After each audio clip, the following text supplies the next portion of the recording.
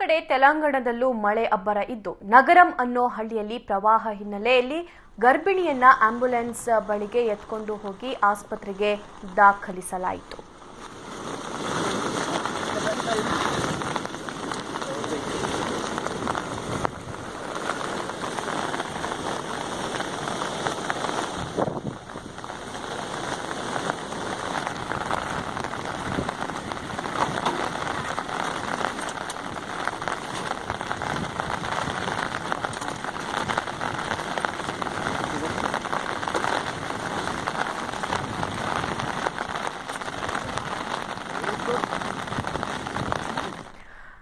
ಇನ್ನು ಚಿಕ್ಕಮಗಳೂರು ಜಿಲ್ಲೆಯ ಮೂಡಿಗೆರೆ, ಶೃಂಗೇರಿ, ಕೊಪ್ಪ, ಕುದುರೆಮುಖ, ಕಳಸ, ಬಾಳೆಹೊನ್ನೂರಿನಲ್ಲಿ ಧಾರಾಕಾರ ಮಳೆಯಾಗ್ತಾ ಇದೆ.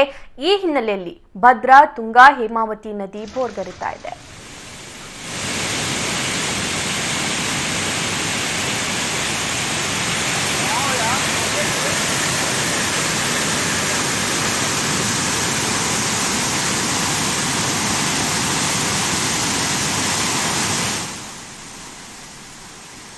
ಮರಣ ಮಳೆಯಿಂದ ತತ್ತರಿಸಿರುವ ಕೇರಳದಲ್ಲಿ ಮಳೆಯಬ್ಬರ ಕಡಿಮೆ ಆಗದೇ ಇದ್ರೂ 11 ಜಿಲ್ಲೆಗಳಲ್ಲಿ ರೆಡ್ ಅಲರ್ಟ್ ಅನ್ನು ಘೋಷಿಸಲಾಗಿದೆ.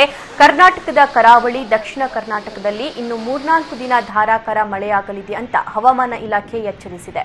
ಉತ್ತರಾಖಂಡ್, ಸಿಕ್ಕಿಂ, ಹಿಮಾಚಲ ಪ್ರದೇಶ, ಜಾರ್ಖಂಡ್, ಪಶ್ಚಿಮ ಬಂಗಾಳ, ಅಸ್ಸಾಂ, ಮೇಘಾಲಯ, ಆಂಧ್ರ, ಕರಾವಳಿ, ಒಡಿಶಾ, ಉತ್ತರ ಪ್ರದೇಶ ಮತ್ತೆ ಛತ್ತೀಸ್ಗಢದಲ್ಲಿ ಅಲರ್ಟ್ ಅನ್ನು ಘೋಷಿಸಲಾಗಿದೆ. ಕಂಡು ಕೇಳರಿಯದ ಮಟ್ಟಕ್ಕೆ ಮಳೆಯಾಗೋ ಸಾಧ್ಯತೆ ಇದೆ.